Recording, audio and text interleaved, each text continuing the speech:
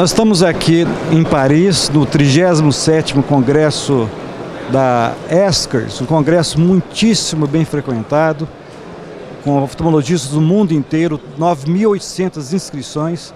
E aqui do meu lado estão dois oftalmologistas que eu conheço há muito tempo. À direita, Cláudio Trindade, à esquerda, Bruno Trindade, que participaram agora de um curso, o terceiro curso sobre pinhole, que foi dado aqui nesse congresso da ESCRS. Então, eu gostaria de saber, inicialmente, do Cláudio Trindade, qual que tem sido a perspectiva, o interesse do pinhole aqui na Europa. A gente vem para o congresso como esse, a gente vê muita novidade, muitos assuntos assim que estão em voga, e geralmente são assuntos para doenças onde existem outras opções, várias opções, estão sempre em busca de um aprimoramento das outras opções. Mas infelizmente existem situações no consultório onde a gente tem pouquíssimas opções, os pacientes começam a ficar aflitos, em desespero com a ausência de opções. E o implante estenopeico, o efeito do pinhole em alguns pacientes desesperados, pode ser capaz de reverter a situação, assim, de transformar situações de muita dificuldade em situações de alegria.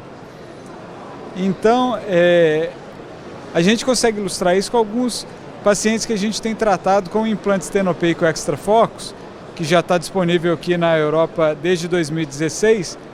Por exemplo, aquele paciente com ceratocone, aquela ceratometria já mais elevada, próxima de 60 dioptrias, e o paciente que não tolera lente de contato. E muitas vezes esse paciente já fez um implante de anel intraestromal e ainda permanece com um resíduo ali alto, uma dificuldade para enxergar e começa a esgotar as possibilidades. E a gente tem feito uma cirurgia de lensectomia com implante de lente intraocular de baixo poder associada a um implante estenopeico, com resultados assim, absolutamente expressivos, assim, alcançando acuidades visuais próximas de 20/30 J2 sem qualquer correção. Então, de fato, foi considerado aqui como um dos highlights aqui do evento essa aplicação aqui do efeito estenopeico nesses casos de astigmatismo irregular, que a gente tem acompanhado isso diariamente. Agora, com referência à implantação, esse implante foi desenhado para ser implantado no sulco ciliar, né? Primariamente ou secundariamente. Mas, através da experiência de vocês dois, vocês têm observado que com referência à centralização do implante, talvez seja até melhor implantá-lo dentro do saco capsular conjuntamente ou mesmo sem a lente primária, né? Então eu queria que o Bruno Trindade abordasse sobre qual é o melhor local para se implantar o pinhole. A gente sabe que os implantes que são posicionados no sulco ciliar, eles possivelmente têm uma tendência um pouco maior de descentrar do que os implantes quando eles estão posicionados dentro do saco capsular. Isso é provavelmente relacionado a assimetrias do sulco ciliar ou mesmo uma má posição que às vezes a gente não percebe que tá deixando ao final da cirurgia quando coloca esses implantes no sulco ciliar. O fato é que nós reunimos agora e submetemos um trabalho com resultados desse mesmo implante, esse extra focus, quando ele é posicionado dentro do saco capsular. Então, é uma situação na qual dentro do saco capsular tem dois implantes. A lente intraocular original, mais esse pinhole chamado extra focus, para o tratamento de diversas condições que originam uma irregularidade, um astigmatismo irregular da córnea. E os nossos resultados, né, são 60 olhos que a gente analisou ao longo de 4 anos, e os nossos resultados são muito satisfatórios, né? A gente vê uma segurança muito grande nesse procedimento, a gente percebe uma efetividade dessa abordagem muito grande. o pinhole não só fica mais bem centralizado, como também ele dá uma tão boa visão quanto no sulco ciliar, sem causar nenhum tipo de problema, né? Então uma das preocupações quando a gente faz essa abordagem é o aparecimento de uma membrana, de uma opacificação interlenticular.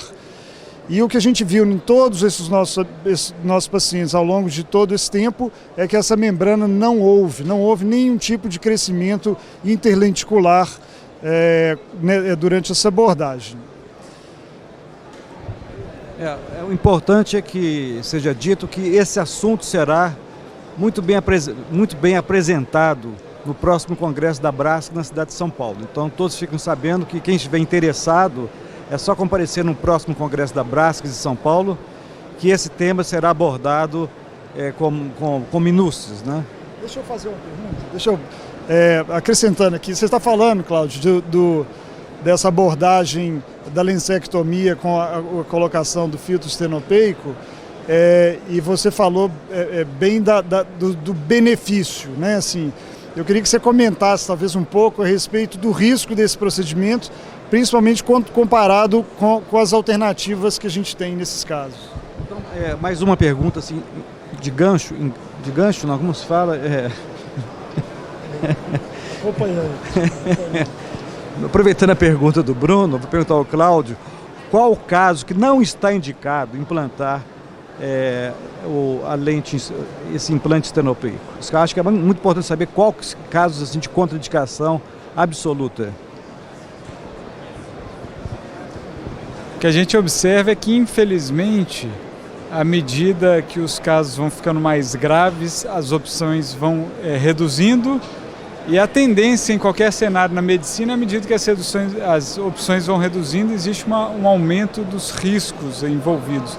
E talvez esse seja o ponto interessante, que a gente está falando de pacientes que estão, de fato, incapacitados com doença bilateral, e que não toleram lente de contato, que de fato estão com poucas opções. E o próximo passo agora é fazer um estudo, um ensaio clínico de fase 3 randomizado, utilizando provavelmente os dois tratamentos possíveis nesse cenário. É a facoemulsificação com lente intraocular mais pinhole versus um DALK nos pacientes de ceratocone avançado, para a gente de fato ver que a resposta é essa. Qual o procedimento que apresenta mais risco? Isso a gente não tem uma resposta evidente, mas a experiência nossa do dia a dia mostra que a longo termo a cirurgia de catarata, mesmo em pacientes mais jovens, ela apresenta menores riscos do que a cirurgia do transplante de córnea. Entretanto, existem sim riscos envolvidos, principalmente considerando que o cristalino de uma pessoa jovem, a extração dele é um dos fatores de risco para descolamento de retina, a baixa idade. Então isso é uma balança que a gente tem que pensar aqui do risco e do benefício. Quando o benefício é muito alto, essa balança já naturalmente fica mais favorável. O que eu posso falar é que a parte do benefício é de fato muito grande. E os casos onde eu acho que a implantação não é muito favorável, são alguns. Eu gosto de chamar a atenção para o fato de opacidades corneanas centrais. Então, muitas vezes no ceratocone avançado, a gente está conversando de ceratocone, a gente começa a detectar algumas opacidades apicais que podem estar relacionadas ao uso de lente de contato, podem não estar relacionadas ao uso de lente de contato, podem estar relacionadas à hidrópsia ou não, mas essas opacidades elas roubam muito a acuidade visual em quem tem um pinhole dentro do olho. Ela compete com aquela restrição da luminosidade que a gente está causando. Então, as opacidades corneanas centrais são uma contraindicação para o uso do pinhole. No curso, foi feita uma pergunta lá sobre floaters, se depois da implantação do pinhole, a percepção de floaters fica exacerbada, fica aumentada. Eu gostaria de perguntar ao Bruno qual a experiência que ele tem com referência a floaters após a implantação da lente de pinhole. Bem, o que a gente percebe é que esses pacientes, a tendência é de fato de aumentar a percepção da presença de floaters. Mesmo quando a gente faz a implantação secundária, então ela não está associada a cirurgia de catarata, a gente faz um implante do pinhole e esses pacientes eles tendem a perceber mais a presença de floaters. E essa tem sido a nossa experiência, né? Apesar da melhora importante da visão que esses pacientes experimentam, eles precisam de ser avisados que essa provavelmente vai ser uma sensação que eles terão após a cirurgia. Bem, eu acredito que nós esgotamos aqui nosso tema, né, pinhole, aqui no Congresso da ESCRS em Paris, e convidamos a todos para estarem presentes no próximo Congresso da Brasks, onde esse assunto será devidamente abordado. Muito obrigado a todos.